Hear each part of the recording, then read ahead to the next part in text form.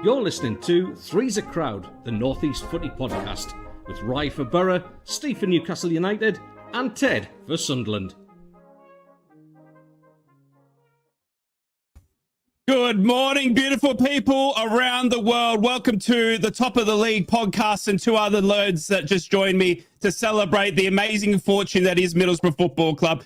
Welcome on back to Three's a Crowd podcast. It is me, Rye, joined by Ted the Mackham and Stevie Wraith. We have got so much football to talk about. Middlesbrough playing last night, Sunderland and Newcastle yet to come. We've got a Champions League fixture to discuss. So much more. Good morning to both of you. Teddy boy, out in the sun this morning. Good morning. Yeah, I've been cast outside. Mrs. Ted is on night shift this week, and apparently I make too much noise. So God knows what your poor wife thinks. She loves me. And I've obviously been pushed down the end. We bought a new house, so I could go further away. Stevie, lad, good morning to you. Morning, mate. Chucking it down in the northeast of England today. Complete contrast to the weather that Ted is experiencing. But yes, I'm going to spend the rest of my day building an ark. Oh, Noah. Yeah. 2 kangaroos, 2 black cats, 2 magpies. Welcome on in. If you are just joining us, make sure you hit the like button. Consider subscribing to the channels as well at NUFC Matters, at Ted the Mackham, or at Inrictus to follow one of the best 3 Northeast clubs in the land, whatever your choosing may be. We have got so much to talk about. Let's kick it off with the first game that we saw midweek, which was the Champions League fixture between Newcastle and Barcelona. What an amazing night this was. Obviously, Newcastle qualifying for Champions League, seeing teams like Barcelona come to St. James's Park in an amazing display of tifos, celebration. What an amazing atmosphere Newcastle fans put on in a glorious spectacle. I got up early to watch this one, Stevie lad, and it was honestly a great game. Barcelona undoubtedly getting the win, obviously through Marcus Rashford, funny enough. Man United, are you good? Mally, are you listening? What have you done? But anyway, Marcus Rashford becoming the victor. Obviously, Thomas Tuchel was in the crowd watching him as well, but 2 fantastic moments for him. But a late consolation goal. And we were just talking before stream as well. We were, I thought Alanga had a fantastic game. I thought the German Peter Crouch holding the ball up, getting the goal. And obviously missing Wissa is starting to hurt a little bit. Yeah, 100%, mate. It was a good game. Great atmosphere, as you've already said. War flags deserve a lot of praise for organising the display. Everybody getting into the ground nice and early as well, 7:45 to help with raising the flags and getting everything up there. I'm really pleased, just on a side note, that Newcastle have started to adopt AC/DC as their band of choice. I think most fans love it, and it's amazing. And let's not forget, War Flags. It's donations to War Flags from fans that get these things going. So the club have helped in the past with certain things, but from our perspective, well done, War Flags. Great stuff, and certainly gave us the start that we needed. And the first 35 minutes was exceptional. And I turned to people that I was with at the match on the day and just said, we can't keep this up. We need to score.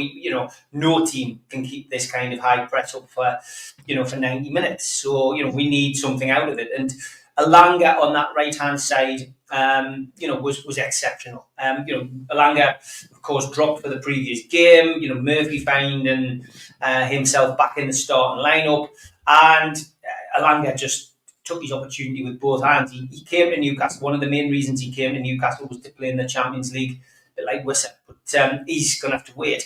But yeah, he came to play in the Champions League, and it was absolutely brilliant to see him put in one of his best performances so far this season. The only sad thing was that we didn't have anybody on the end of it. But we did. They just didn't put the ball in the back of the net. We had Harvey Barnes, 2 pinpoint crosses from Alanga, both fell at Barnes. 2 great saves from the keeper. I do feel with the second one, if you just put it across the goalkeeper rather than making it easy and putting it at the near post, it would have been a different story. But if that goes in, great. Gordon misses a chance, completely misses it again from another great cross. That's 3 chances. Newcastle could have been 3-0 up. It's a different game. It's a different story. Newcastle coasting and Barcelona scratching their heads to wonder why they've ended up like this. But that's not what happened. Second half, couple of little changes in the midfield. De Jong and Pedri were exceptional. Take your hat off to them. But Eddie Howe as well did make changes and Yeah. got the changes right for me. I Yeah. liked what he did. He went for Barcelona in the first half. It didn't work out. So the second half, he goes for a different formation, and he goes for, Voldemort, who, of course, had scored the winning goal against Wolves last weekend. So he goes for a change of direction, change of pace, but then, bang, we find ourselves a goal down. Rashford, brilliant header. Great approach, great cross, and a wonderful, wonderful header. Yeah. Probably has to take responsibility for that. However, as we do know, he ended up with concussion prior to that, and he probably hadn't recovered from the injury. So that was the reason he probably stepped off and gave him too much space. The second goal, brilliant. Great strike. Rashford's got that in his locker. Man United haven't been able to discover it, and that goal really just finished Newcastle's chances of getting anything out of that game. So, the consolation, it was deserved. I do think that Newcastle did enough in that game to get a draw, but it wasn't to be. But it's no disgrace losing 2-1 at home in the Champions League to the team that just blocked out a last-minute goal in the semi-finals last year. A team which, I hasten to add, cost £1.11 billion to put together. That's their total market value. Yes, Newcastle's team isn't cheap, but they've got a little bit more money than Newcastle to spend. But on top of that, they've got a hell of a lot more experience in the Champions League. We're new starters in the Champions League compared to Barcelona. So no disgrace, not downhearted about that performance. In fact, I took a lot of positives from it. But the real work this week starts tomorrow when we play Bournemouth. We've got to go to Bournemouth because the only way that you get better in the Champions League is by being in it every year. So Newcastle's biggest cup final, the biggest game this week is Bournemouth tomorrow. Yeah. We need to go there. We need to get a point, 3 points, whatever, and continue that run. Climbing that table. Keep going, mate. That's it. Simple as that. Yeah, no, look, it was a fantastic midweek game, Teddy boy. Obviously, Champions League football for one of us. I mean, we're soon to come. We'll be versing Barcelona next year. That's how good we are. I don't know about Sunderland, but you've probably bought your way through into the Champions League the way you guys are traveling as well. So 3 Northeast teams in Champions League next season is going to be pretty hot. But honestly, it was a massive game for the Northeast, especially. Obviously, forgetting the rivalry aside, to bring Barcelona to the Northeast to see them at St. James's Park. Was a fantastic outing. Obviously, War Flags putting on a fantastic display. Tough game for Newcastle. Barcelona out, obviously, with worth millions and trillions. Obviously, Yamal and Rashford incredibly as well. Was a good watch, mate. But Marcus Rashford had a day out. He did. I'd be so frustrated if I was a Man United fan, but I'm not from Surrey, so I'm not. He's like Steve said, he's got that in his locker. And I'd be just so frustrated as to, well, where's that been? Because it really was a very good performance. Not just the goals, his overall performance I thought was excellent. And I was thinking, as I was watching it, isn't Rashford the sort of player that Newcastle could actually really do with? He's only on loan at Barcelona.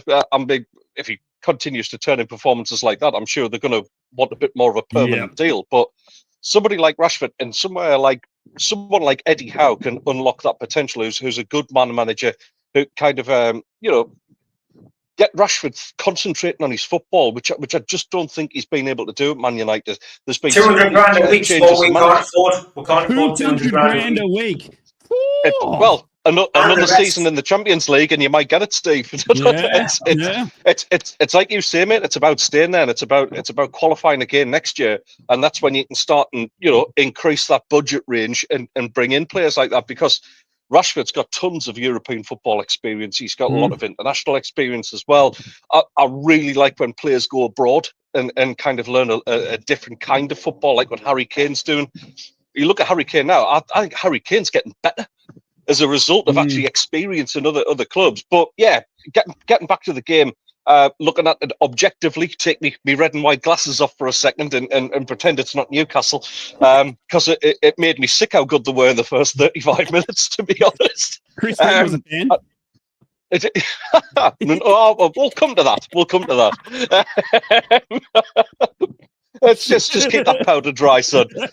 No, listen, first 35 minutes, we said it before we went on air. I think if Newcastle scored one of those chances in the opening half hour, I think they would have won the game. I think the pressure that they were putting Barcelona under was immense. Like, say, a couple of good saves here and there. Maybe not as clinical as you would like from somebody like Gordon, but he's a winger. He's not a finisher. He's a winger. He can finish at times, but if you're going to put your mortgage on it, you want somebody like a Wissa, or dare I say it, an Alexander Isak, but that's all gone now for certain. Yeah, exactly. He did nout the other night as well. So no, I thought Newcastle were excellent. Very strange that they've adopted an Australian band. I don't get that right. I don't know whether that's a little nod towards you. I know he's from heaven. Steve's maybe quite large at St. James's Park. I know they've heard of me. So he's from Johnston, actually, Brian Johnston. Heaven, isn't he? He's a Johnston lad. Is he? Really? I didn't know that. I thought it was heaven. Yeah, no, it is. It is good to see, and I honestly, the spectacle was fantastic. And I thought it was class. Just to finish it off as well, I thought Chow, when he came on, was fantastic. When Newcastle were forced to make it into a back three, obviously Shah coming off with injury, I thought he was class. He was different gravy with the back heels, and he did a little 180, going around, De Jong and stuff like that. Thought he was class. And then you saw when Anthony Gordon, just like you said, Teddy boy, he's a natural winger. As soon as Anthony Gordon was moved back out to let the German Peter Crouch come along, I thought it was Peter Crouch. Natural. Yeah, Peter Crouch.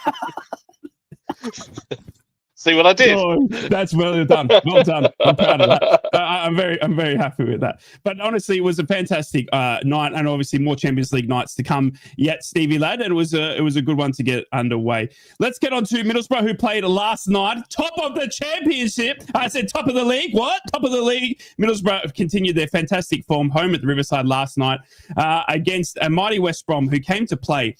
West Brom sat in the driver's seat, I must say, for most of the game. Middlesbrough weren't the most spectacle game, but I tell you what, when you can win ugly, it's starting to show good signs. And Rob Edwards has got this team absolutely firing, making subs at half-time, continuing his game management, showing an absolute knout for what we were missing for so long under Michael Carrick, and his tactics, his game plans. He's taking off the top our scorer in the first half in David Strelic to bring on another goal scorer in the second half.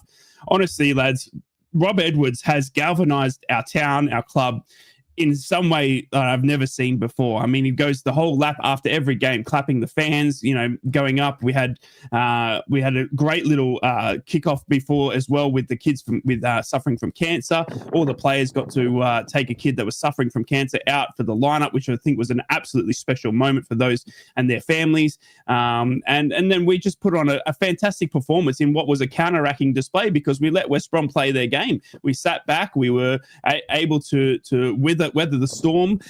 Jed Wallace, even though he's 56 years old, is still doing all good things for West Brom down the right wing, and still getting the ball into where it needs to be. And Middlesbrough were able to weather that. And I thought defensively we were masterclass. Bill Ayling, who has just found a new lease of life, moving to centre back. And then Middlesbrough were able to weather the storm. Teddy boy, I know you were watching along because you're a secret Borough fan at heart. It was a fantastic performance on a Friday night, mate, at the Riverside. The Smoggies are here to stay, mate, at the top of the league. Secret Borough fan. I mean, I was helping you out with your watch along. I was trying to add some facts. I swear. I swear. I'd prove it, but no. Let's try and keep the viewers we've got. No, listen, man, it was a great game. I really enjoyed it for the neutral. There was it was a tactical game, and I was quite impressed with what Rob Edwards did. It was again, we mentioned these things off air, but ugly wins are sometimes even better than when you play well. It was workmanlike. You dug in. It was West Brom kind of offer a different kind of threat to what a lot of teams do in the Championship, and you have got to be smart against them, because all right, they've kind of misfired in terms of not quite making it to the playoffs the last couple of seasons. Just they're an almost team. But on their day, they are very dangerous, and they've got very good players. Josh Madger, ex-Sunderland, up front, he's a decent striker, and he'll take chances. But I thought your defence were excellent. Luke Ayling had an iffy season last season, it has to be said. But maybe looking at it now, objectively, maybe he was being asked to do a job that he wasn't 100% comfortable with. Because under Edwards, he looks a different animal altogether.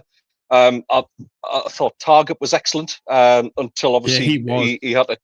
Yeah, is there any news on the injury with that? Or no? Well, it was incredible. Obviously, you're talking about that George Edmondson having to go off with what was a broken. Oh, it was Edmondson. Sorry. That's it. Off. Sorry, it was and Edmondson. Then Matty Target was able to move into a centre back role. Newcastle fans. Yeah. Matty Target and was did obviously really well. Left wing back. I told you what he was going to do. Moved into centre back, and his versatility was incredible. He just became the best centre back, and he was fantastic. He was still moving the ball. Alfie Jones moving into the centre role, and Matty Target on his left, and he was fantastic. And then we saw the inclusion of Alan Brown come on just after half time, and mate, he is a workhorse. That bloke just does not stop running.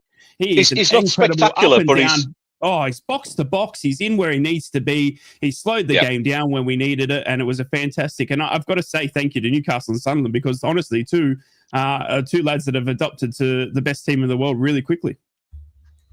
Yeah, absolutely. And to be honest, it's special praise for Strelic as well, who took his chance, a proper striker's goal that as well.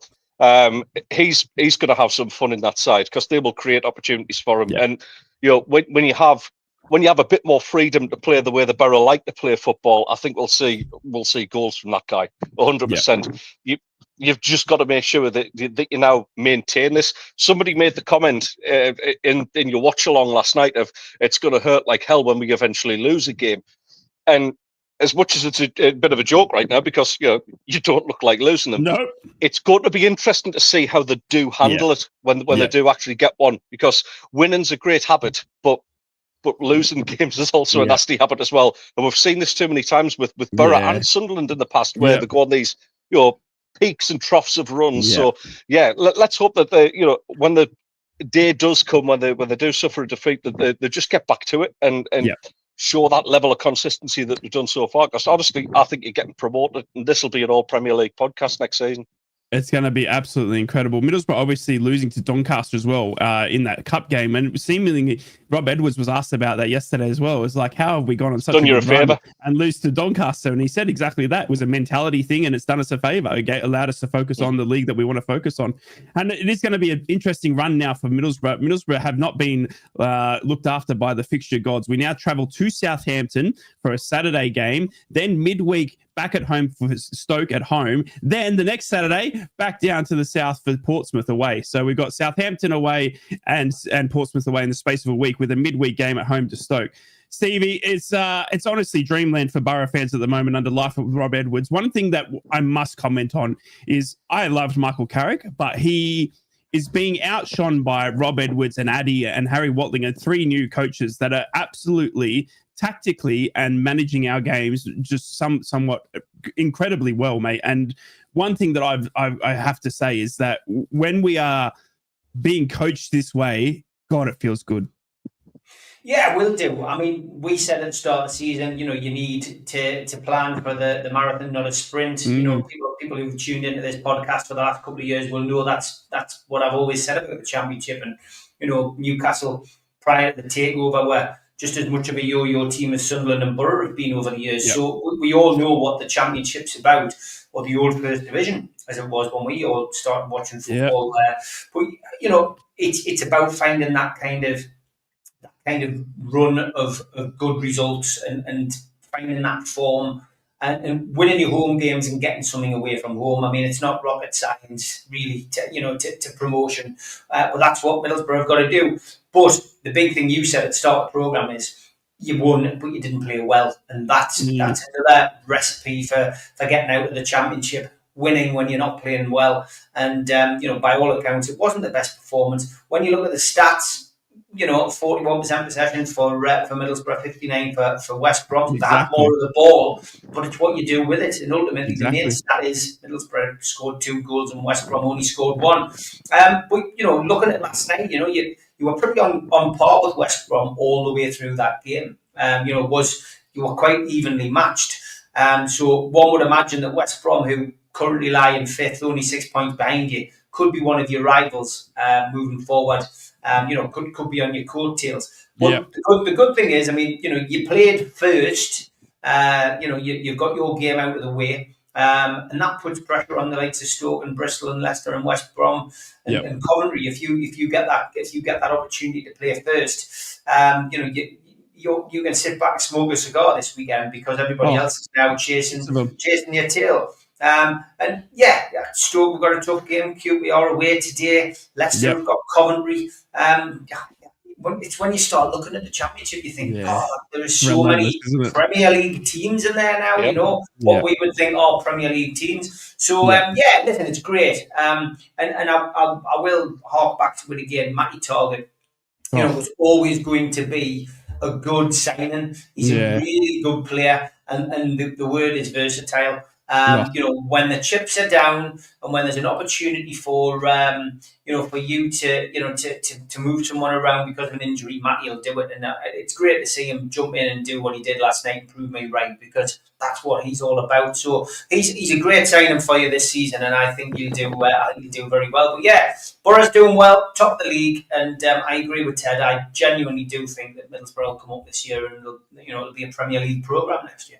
It's incredible to see. Obviously, 6 games in, there is a long way to go. Championship, obviously, a mentally and physical slog. One worry for Middlesbrough, obviously, is the injuries to our centre backs. We've lost 3 now to start the season out of a total of we can pick from 5. There is the Addison Melander, who is currently on loan back to Charlotte FC. Part of his deal to come to the Borough was that we would loan him back to finish up his MLS season. But a big worry for Middlesbrough now is the centre-back worries. We saw George Edmondson last night with an absolute shiner, like he'd done 6 rounds with Mike Tyson and come off worse. Couldn't open his right eye and had to be subbed off. Obviously, Dale Fry, our captain, he's been out with a calf injury, and we're not too sure what's happening with Darragh Lenihan. Rob Edwards speaking last night saying that we've got to manage his game after 2 years of missing football, coming back only last weekend to play a full 90 minutes. Well, he was missing. He wasn't even on the bench yesterday as well, which was interesting for Borough fans. There were rumours floating around on the forums and on the social media that Darragh Lenihan might have re-injured his Achilles. And if that's true, then we are getting to a few bare bones down at centre-back. So just like Steve said, Matty Target and his versatility to play at centre-back was essential to Borough as well. And we've also got Alan Brown, who we know filled in at right wing back for Sunderland last season as well. So, there is, and that's the key thing, is Borough have got a lot of versatility there, and that bench is absolutely incredible. So I'm really excited of where Middlesbrough are heading. We have got a tough test now for the next 2 weeks, though, and we'll get into that very shortly, but we're going to talk about that afterwards. But Teddy boy, obviously onto the Mackems. Before we get to everyone's cat that plays the keyboard, it's the time of the week. We got to talk just quickly about the Mackems, mate. Obviously, no cup football, no managing to just settle in. But I want to talk about what we were discussing before. Chrissy Rigg, mate. He's all over social media. Ex-Newcastle lad. Just liking to stir up the Newcastle fans here, mate. What's going on here with the picture that's now in front of everyone? Well, if there's any sort of question about where his loyalties lie, I think that probably answers it now. Wound his dad up as much as anything. His dad's an absolutely huge Newcastle fan. So, yeah, Riggy showing himself off in his Barcelona shirt, giving it the thumbs up. Yeah, he'll get a few pelters for that, being the fact that, we'll get the have you ever seen a Mackem in Milan and all that sort of thing. But, yeah, a little bit of shithousery from Mr. Rigg there. And I'm sure he'll get told off by his dad for it. No end. Yeah, he mustn't be on very good wage. Mustn't be on very good wages because he clearly hasn't got a cleaner. It probably still fits him, Steve, to be honest. Like, he's not that big a lad, is he? Yeah. It's a all good bit of light-hearted stuff. I'm sure it's probably aimed at family rather than aiming at the Newcastle fans. It's all good banter. All good banter. No, it was really good to see him on social media, and obviously the Max getting involved as well. One thing I wanted to ask you again before we get to the cat was Regis was asked this week about Enzo Laffi and how he can fit into this Sunderland squad. Enzo Laffi having a fantastic spell in the Championship, obviously stepping up to Premier League. He's kind of been floated around the left wing, but also in a central position. But Regis coming out and adamant saying that he's best in a central role for Sunderland, obviously. Do you agree with Regis? Obviously, do you see Enzo? I mean, we only saw it last season in the Championship here on the left wing, but a more central role is favoured by Regis for Enzo going forward.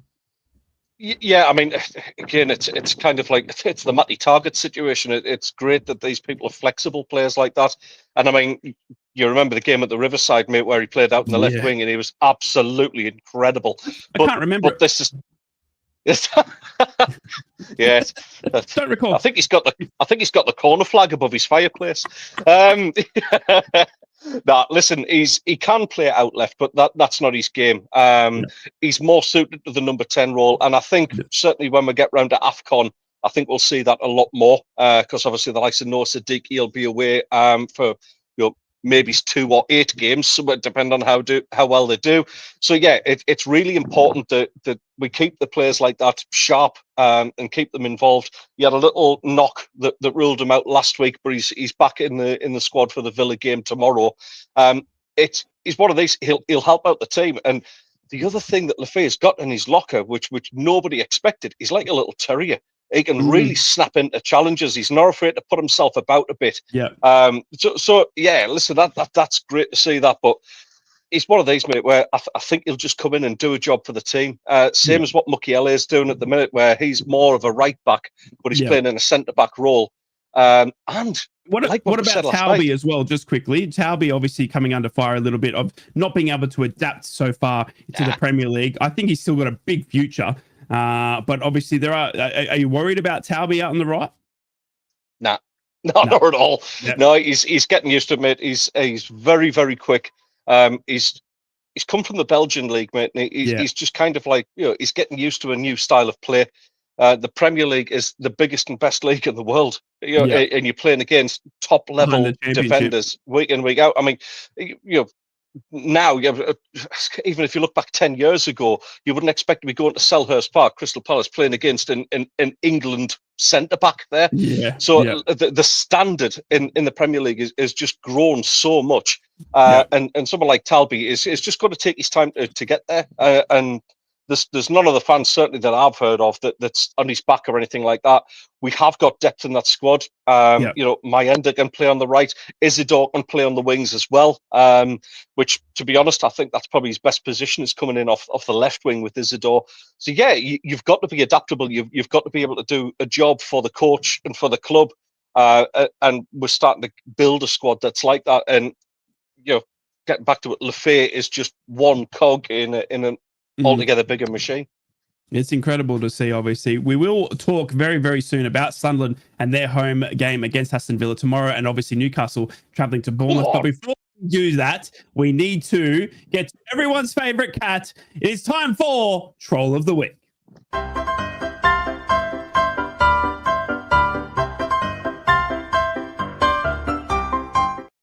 Thank you to everybody who sent these in this week. And Sunderland's keeper has just pissed me off, man. Decided to make constant world-class saves. Would have won that easily against most keepers. That's brilliant. That's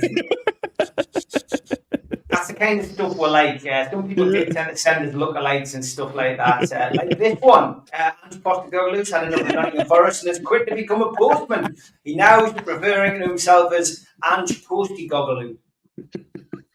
Very good. And this club's an absolute joke. The amount of proper fans that are missing out just so John Ruddy can take his dad's and his dog is a liberty. Matty not very happy about 586 Union SGA tickets only being available. A few of the corporates have got some now. Happy 30th birthday to renowned speaker and good footballer Jack Grealish. And I love these kind of things. Holding wood. Yep.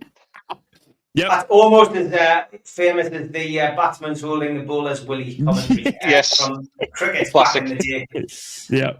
And this was brilliant. What's the difference between Bonnie Blue and West Ham this season?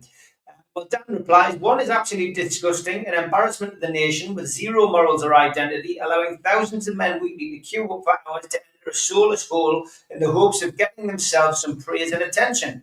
The other is Bonnie Blue. And I love it when people go out and get stuff from football clubs, usually illegally when they're closing down, and make them part of their man cave. So this is brilliant. This, by the way, look at this for a man cave from Hibernian FC. Wow. He's got the signs at the back. He's managed. He to get loves it. That's fantastic. That is incredible. He's got the menu as well. That's absolutely exceptional. That. Well done, mate. Well done. Tattoos as well. Got a few tattoos. I never get sick of showing this one. Worst football tattoos. This one. Oh, jeez. That's honestly, bad. I bet the guy's glad it's on his back. And this one. Honestly, what is that? Manchester United, it's Alex Ferguson, 1980. I mean, it's awful. Who was doing? I mean, it's the badge. Look at the badge. Yeah. Look at the badge. It's like felt tip. I wrote awful. That. Top 2 this week was this one. Please wipe your feet on the way in. To the social club in Newcastle. Yep. And we'll finish up with this. We're like animals on this show. Rod Stewart, though, smoking a cigar, lads. Hope you're having Nutella for your breakfast out there. That is your Troll of the Week this week. Get them in to me and the lads, and we'll feature them next week.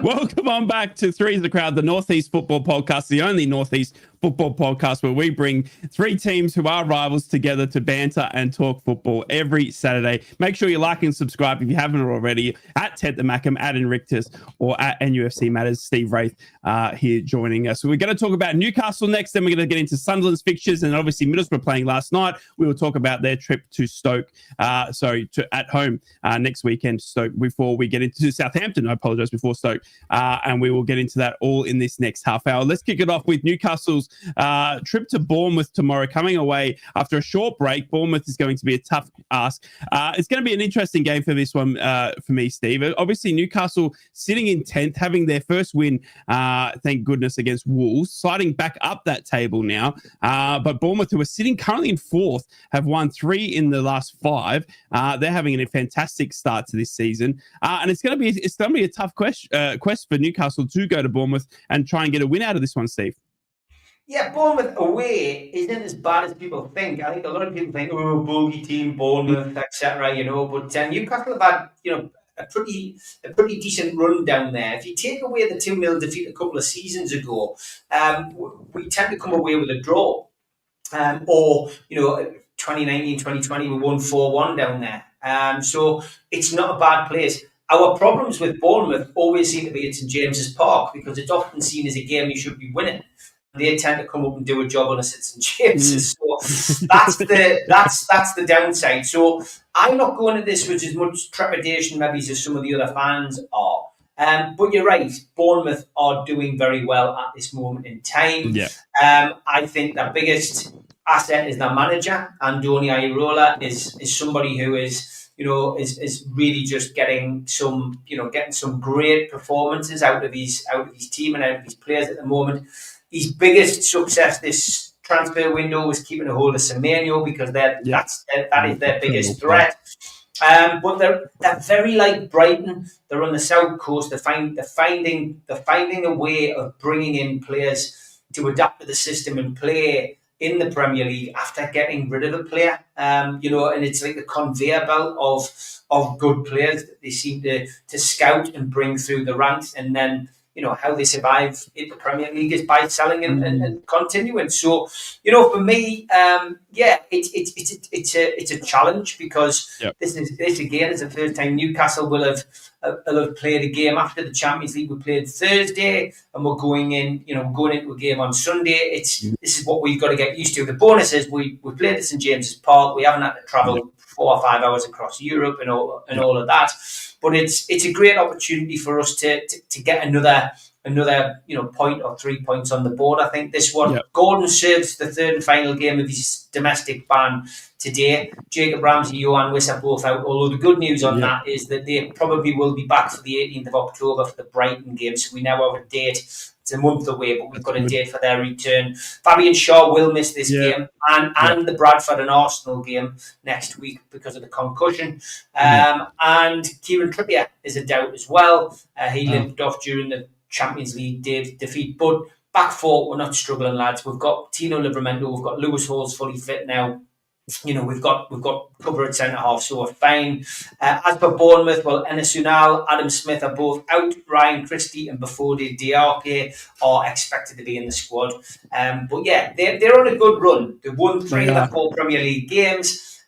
They've lost the other, which was against Liverpool, but they've got maximum points against Wolves, against Brighton, and against Spurs, who I know push over this season. So it's interesting. They've had a free week as well. They've not had a game this week. They got knocked out of the Carabao Cup in the second round by Brentford. So all in all, it's a tough one after the Champions League, but I'm still very confident going into this game that Newcastle will get something. The Premier League doesn't get any easier, Teddy boy, as you're finding out week to week now, mate. But Newcastle coming off a Champions League defeat to Barcelona, as Steve said, at home, but now having to travel to Bournemouth, mate, who are flying at the moment. Obviously, 3 of the last 4 sitting in 4th. These are the games that obviously Newcastle would want to be taking 3 points because they're currently sitting in 10th, haven't had the greatest start in the Premier League, only winning their first game last week. But obviously Newcastle, like Steve said, are going to want to remain in the Champions League. And to do that, they're going to need to start taking 3 points. But Bournemouth, at Bournemouth as well, mate, even though they lost their 4 defensive, the best players from last season, all leaving the club, which you can't believe, one to Real Madrid and Daniel Houston, and just absolutely scenes at Bournemouth. But they're still a quality squad. And as Steve said, very, very well managed. It's going to be a tough afternoon for Newcastle at Bournemouth. Yeah, they're not just well managed; they're well run. The way that they've replaced their entire back four, it's been really, really well, just brilliant work all round from the recruitment team. It's outstanding what they've done. They're right up there, putting in very good performances.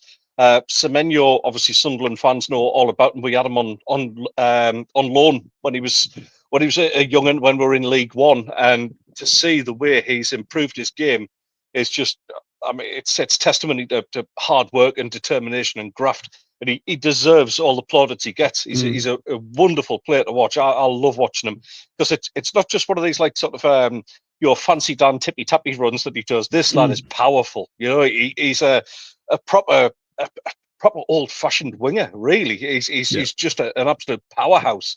Can score great goals as well. He's got that in his locker, but it's right through their team. The centre back whose name has gone through Dikite. Yeah. It was Sunderland were linked with a move for him. He went to Bournemouth instead, and you can kind of see why. They're a bit of a head turner because they play good stuff, very, very well organised, and I'm glad Steve pointed out the manager as well, because I don't think he gets enough plaudits from the press. I think the job he's doing there goes under the radar so much, and I wouldn't be surprised at all to see Bournemouth get into some sort of European spot this season. If they can maintain what they've got now, and it looks to all intents and purposes like they can, then the sky's the limit for them. They're down south as well, which means attracting players is that little bit easier, as all 3 of us know that can be quite a tricky thing, being up in the cold, harsh northeast. He says, sitting, all right, fair enough. No, but listen, Newcastle have got to get down to business, and this is testimony to where you want to be as a club. You've got to come off the back and dust yourselves off after a good performance against a top European side in Barcelona. You've got to quickly kind of like drop all that. Yes, it was exciting, and you've got to get down to brass tacks and look at these games, because Bournemouth are going to be up there challenging for those spots this season. So it's massively important that you go down there and come away with a minimum of a draw, which obviously Newcastle have definitely got that in their locker and more. But these can be banana skin games, as we know. They've got to be on their guard. With not having a game this week, there'll be that extra bit of sharpness from Bournemouth. A very, very good squad that they're starting to build there. But it's going to be an interesting one. You've got to win these games, Steve, if they want to be back there in the Champions League next season. I was going to say Championship next season. I'm sure that won't happen. Steve, obviously, just before we quickly move on to Sunderland versus Aston Villa, Anthony Alunga coming off a little bit early in that Champions League fixture. Do you think that was with an eye on the Bournemouth game? I mean, I would expect Anthony Alunga to be one of the main assets without Anthony Gordon travelling down to Bournemouth, but I think Alunga can obviously run riot against a new Bournemouth defence. I think it's going to be telling for him. Yeah, I think it was a precaution. I think Eddie's bedding him in slowly. He put him in at the start of the season, but he's taken him out, and Murphy's got in. Murphy is nursing an Achilles issue, and that's why he didn't start the game against Barcelona. But I think with Alanga, I think it's just time management and getting him used to the high press and getting him used to the way that Newcastle play. I said earlier, we saw the best of them against Barcelona, and if you put Wissa or Valdemar on the end of those crosses that Alanga put in the other night, the back of the net's going to be bulging. So it's why I came away very pragmatic from that result. A, it was Barcelona, one of the best teams in the world, and B, I saw enough there to suggest that once we have our forwards firing on all cylinders, Alanga will do the business on that right-hand side. He's an upgrade from Murphy, and he will replace Murphy in due course. And I think the left-hand side, we all know, is Anthony Gordon's to lose. At the moment, Harvey Barnes isn't doing enough to take that, but tomorrow we will have to go with Harvey Barnes on the left because he's a natural left-sided player. But yeah, I genuinely think Alanga was just rested because of that. I think it was just a precaution, and it's about squad rotation because we've now got Bournemouth tomorrow, and then we've got the Carabao Cup on Wednesday against Bradford, and then we've got Arsenal on Sunday next week. No, it doesn't let up. No. Obviously, that is an interesting fixture. We're going to get the predictions off the lads very, very soon. Moving on to Sunderland at home to Aston Villa. This is a tasty affair, this one. Aston Villa sitting second last. Can you believe it? After the season they had last year, where we saw the likes of Marcus Rashford at Aston Villa, are now sitting second bottom, Teddy boy, a position that if you would have predicted at the start of the season that Sunderland would have occupying, but Sunderland floating up high in sixth position, inviting Aston Villa to the Stadium of Light, I would say, as favourites, which is just incredible considering where Aston Villa were at last season and Sunderland in the Championship. But this is a tasty one for me. And it would be a really good test for the Sunderland squad coming up against the likes of Aston Villa. Yeah, don't let that league position fool you, mate. Aston Villa are a top 10 side at least. They're just in a false position right now, and they will come good. A lot's being made out of them. They haven't scored a goal yet in the Premier League, which that's going to worry some of the fans. But that kind of form doesn't last forever, and Aston Villa will provide a very, very stern test. I think Regis Lebris will have prepared the team in a way that they will expect a reaction from Villa. I think that they'll have been certainly working hard to kind of put this whole dreadful run of form in the past, and that's what they'll be gunning for. They'll see this as an opportunity to get 3 points, absolutely, against a newly promoted side. And if we take form out of the window for a second, everything points to, okay, this might be one where we might be in a little bit of trouble. But as it is right now, that's not really the case. To the point that even the likes of Dan Ballard, Luke O'Nien, who is still sort of getting treatment at this moment in time, Dennis Serkin obviously still out injured as well, they're not being rushed back because of the defensive performances that we've been putting in. Robin Roofs was just absolutely insanely good against Crystal Palace. I had to. I put him straight in the FPL. Yeah, he's a different kind of keeper than what we've had for a long time. He reminds me a little bit of Tommy Sorensen, which is a name that Steve probably never ever wants to hear again after saving Shearer's penalty, of course. But he even looks a bit like him. He's very commanding of his box. He comes for crosses. Like I said before, he's very vocal. He's very, very good with his feet as well. He's deceptively good. He can actually play lovely passes into the channels to set wingers away. I think we've got an absolute steal there. So when you start with that, and Mukiele was interviewed during the week just saying like how those defenders actually love playing with him. They want to defend for this keeper because he's he just inspires them, really. For want of a better phrase, he's like I say, they have that sort of big booming voice, and coming for crosses, it just gives everybody that little bit extra bit of confidence in the back four. Looking at the back four right now, it's just absolutely unbelievable to see the way they've actually gelled together.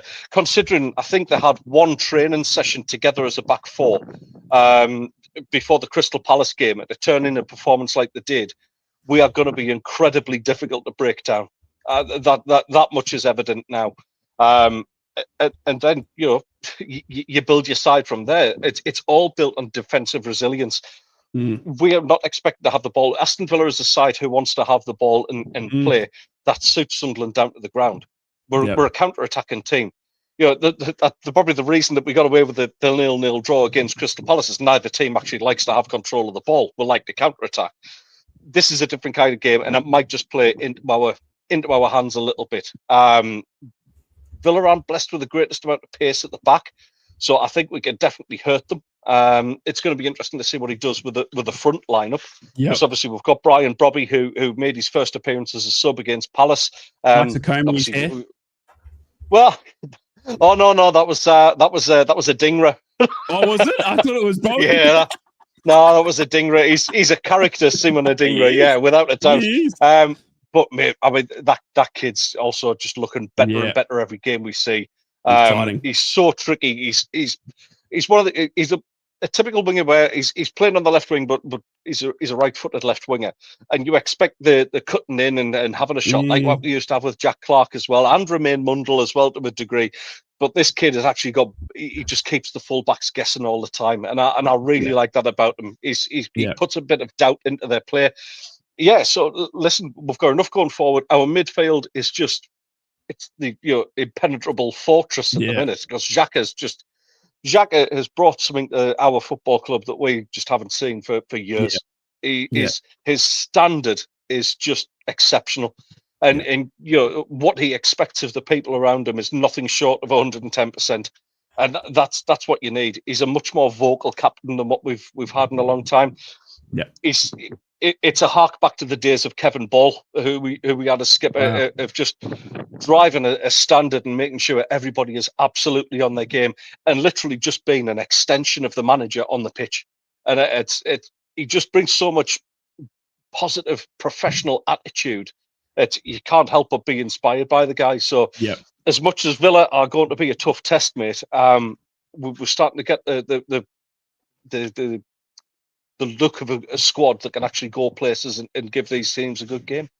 It's going to be incredible to watch. Obviously, Steve, 12 months ago, mate, if I had have said to you that next season you're going to see Sunderland in the Premier League, let alone that, but also at the time that Sunderland take on Aston Villa at the Stadium of Light, Sunderland will be 6th in the Premier League and Aston Villa will be second bottom. I mean, it's an incredible way to start. Obviously, early days in the Premier League, but this is a real good test for Sunderland against Aston Villa, who are arguably, going to want to start firing pretty quickly. I mean, if you'd said Sunderland would be in the Premier League, I would have thought you'd started drinking heavily, right? I mean, true. Genuinely. But joking aside, I think, listen, it's a good opportunity again for Sunderland. I mean, it was El Alamo at Crystal Palace. Their goalkeeper had an absolute blinder. That's what that tweet was about, of course. And Sunderland really came away, and the fans who are down there, I'm sure, will say we got away with one. They're going to need to pick up the performance against Aston Villa, because Ted's right. Aston Villa won't be down at the bottom for long. Unai Emery's a world-class manager, and he has, unfortunately, found himself in the same position that Newcastle found themselves in after they didn't qualify for the Champions League. It's awful. It's what PSR does to teams who are successful. It punishes them for being successful, and that is where Villa are at the moment. But they've got some good players, and it's going to be a test for Villa, because they are on the crest of a slump at the minute. Coming to the Stadium of Light, and if the Sunderland fans can do what they normally do for big games, and if they can fill the place and get it bouncing, they need an early goal. And if Sunderland get an early goal, the world's an oyster. At the moment, it's a confidence thing, and Sunderland's got a load of confidence, and they will be looking They will be looking first and foremost to hit 40 points. That's what they'll be doing. That'll be their first benchmark. But we've already heard from Ted on the show, that's not the aim. That they're aiming higher. They want to finish high in the table. They don't want to be fourth bottom. They want to be finishing in the top 10 if they can. And it's quite evident that there's a confidence going through the Sunderland team at the minute. But this is another tough game. And Premier League, it's relentless. Tough games come thick and fast, and that's where we're at the moment with this particular game. They are misfiring up front, but that will change. I would imagine that will change today. I can't see Villa not scoring. Tomorrow I can't see Villa not scoring. But yeah, it's all down to Sunderland really. But they've got to play better than they did last week. Otherwise, I think Villa will get their nose in front, and it'll be difficult to break them down. Can I ask you just quickly before we obviously go around and get the predictions? Unai Emery obviously down at second last. You talked about the PSR missing out on Champions League thanks to Man United and all that sort of saga. Is Unai Emery under threat? I mean, we see the likes of Graham Potter and the Wolves manager obviously around him. Wolves manager signing a new 3-year deal yesterday as well. I don't know what you're thinking, Wolves, but obviously Unai Emery with Aston Villa. Do you think his job's under threat? Say that we see a dominant performance from Sunderland tomorrow, Steve. Can Emery still consider himself, in a safe position? I think he'll get time. Is there a manager in the Premier League who finds themselves in that position ever safe? True. It's a lot depends on what's going on behind the scenes. He hasn't had the money to spend this year, and that will be something that he looks at. I guess with disdain and maybe there's been conversations behind the scenes. But in situations like this, the chairman, the board will just say, "Well, look, you're the coach. You've got to get the best out of what you've got. You didn't get in the Champions League, so that's it." So he could be, yeah. I still think there's managers who will go before him. It was interesting to see the interview with Rafa Benitez, who of course was at the match on Thursday at St James's Park, saying that he's ready to manage in the Premier League. Yes. Whenever Rafa comes out, he's often that then he's looking for a job. So. Yeah. I think Rafa will be looking at the situations at West Ham because he nearly went there after Newcastle, and he will be looking at the situation maybe at Villa as well, and possibly Wolves, and saying, right, well, I can go in and make a change there. I can go and do something there. So I've gone all the way around the houses. Do I think he's under threat? Not at the moment, but I think let's see where Aston Villa are when it comes to November. That could be the time that they may look at it. But he's earned enough, hasn't he? He's got enough in the bank, I think, to stay. But who knows? Yep.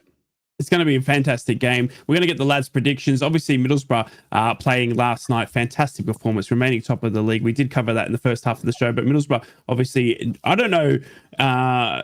This is going to be. We've had such a solid start to the season, but the next 3 games, and I've put this down on just on the whiteboard, lads, is that these next 3 games are so testing because the fixture gods absolutely hate us. I mean, we have to travel next Saturday to Southampton, down the other side of the country. We come back for a midweek game at the Riverside for Stoke, and then we have to go back down to the South Coast to play Portsmouth. I mean, that is a real tough test for any squad, let alone Middlesbrough now testing their squad development their squad. It's not like you're getting a service bus, right? It's ridiculous, mate. It's ridiculous, all right? And I'm going to have a word with you, EFL, but you need to start looking after your championship leaders. We need a break. Okay, that's too much. Let's get around. Let's get to the predictions from the lads before we start to wrap things up here on Three's a Crowd. Let's talk Sunderland and at home to Aston Villa. We've just covered this off. We've got Unai Emery, who we think is still safe, but he's looking for a firing one. Teddy boy, I'll come to you first, mate. Your lads in your own backyard against Aston Villa. I think this one's really hard to predict. Yeah, it is. Like what we've already alluded to, Villa aren't going to kind of stick around at the bottom much longer. They can score goals, but then again, so can we. So I think I'll go for an entertaining Desmond 2-2 draw. Ooh, I'm going to put money on Aston Villa here. I think Aston Villa are going to get just over Sunderland. I think it's going to be a 2-1 victory to Aston Villa. I think it's going to be an entertaining affair. Stevie, how do you see this one playing out at Stadium of Light? I can't see past a draw on this either. I think a draw, and I think 1-1 draw. I think Villa will score. I think Sunderland they'll get back into it, but I can see Villa scoring first in this and it being a 1-1 draw. It's going to be very interesting to watch. And if you are at the Stadium of Light, enjoy your Premier League afternoon. Over to Newcastle, who are travelling to Bournemouth. Teddy boy, tough test, obviously coming off that Champions League midweek game, but Newcastle squad depth can't be questioned. Anthony Elanga as well, you think would start. Maybe even the German Peter Crouch up front. How do you see Newcastle, Bournemouth playing out? Yeah, for all I've spoke about how much I admire Bournemouth, I saw a Newcastle side for the first 35 minutes of that game against Barcelona who looked very, very useful. And I think if they convert those chances, mate, this could be a 3 points away from home and a big 3 points as well. I'm going to go for a 2-1 win for the Geordies. Bournemouth won't be a pushover, but I think there's something about Newcastle at the minute that's starting to click into place. And Peter Crouch, I think, will be on the score sheet as well. Yeah, no, I think honestly he's made for this game. I think with Anthony Elanga, I'm going to go for a Newcastle victory on this one. I'm going to say 2-0. I think Newcastle are now starting to fire. And I think Bournemouth at home, I mean, even though they are winning good, it's going to be a fantastic affair. Steve, how do you see this one playing out? I've gone for a draw in this one as well. I think Newcastle will draw down there. It's their favourite result on the South Coast, and I think I think Newcastle will see the big number 27 score again. I think he'll continue his Premier League run. But yeah, I think 1-1. I think Bournemouth are good enough to get something out of this game, and I think Semenyo likes to score against Newcastle. But yeah, I'm going to go 1-1, lads. Wow. Is that a tactical draw there, Steve? Because we both said a win. Yeah, I did predict 1-1. I always give my prediction on the Super Matt and Gibbo show on a Thursday, so I can't be accused of doing that. and I do think we'll beat Bradford on Wednesday. By the way, I think Newcastle it is. Yeah, I was going to talk about that as well. I do apologise. We have got a midweek game for the Premier League. I mean, do you think obviously you're going to play a second string squad come Carabao with the fixtures coming thick and fast? Yeah, I think we'll see the likes of Asula and Miley. Yeah. Ramsdale get a run out on Wednesday. And I just think what Malcolm McDonald said on our show on Thursday was great. He says, you know what I would do next week?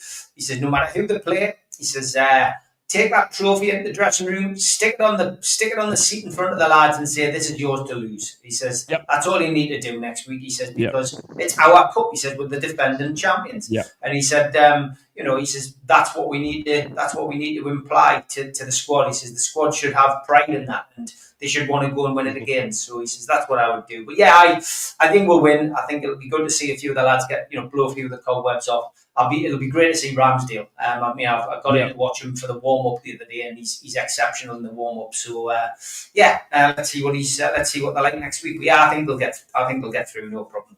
What do you think, Teddy boy? Just quickly, mate. Newcastle midweek Carabao Cup defending champions. They've got an easier affair, you would argue, but no games are easy when it comes to Carabao Cup. No. But I think it's going to be interesting. We can talk about them all day long. Amaron saying not even the Pope could help him change tactics. Well, you're going to need someone bigger than the Pope soon, Amaron. It's getting that ugly. Listen, Bradford are one of those sides though in the League Cup that can they're just an annoying lower league side that can really put you through your paces on your day. I'm going to make a wild prediction that Newcastle will go through, but I think it'll be on penalties. Oh, penalties for Ramsdale. That's going to be an interesting week. That is all we got time for here on Three's a Crowd. We have covered all three teams. Amazing victory last night for Middlesbrough. Sunderland to take on Aston Villa at home tomorrow. We've gotten our predictions. Newcastle travelling to Bournemouth. If you are travelling from a Newcastle fan point of view, travel safely. Enjoy your afternoon. Enjoy the home game at Stadium of Light. We have got a midweek game as well. We'll be back next Saturday to talk everything Middlesbrough, Sunderland and Newcastle, as we do always. Make sure you like and consider subscribing to the three channels. It is bye from us for now. Have a fantastic rest of your Saturday. Three's a Crowd podcast will return. That's not a threat, it's a promise.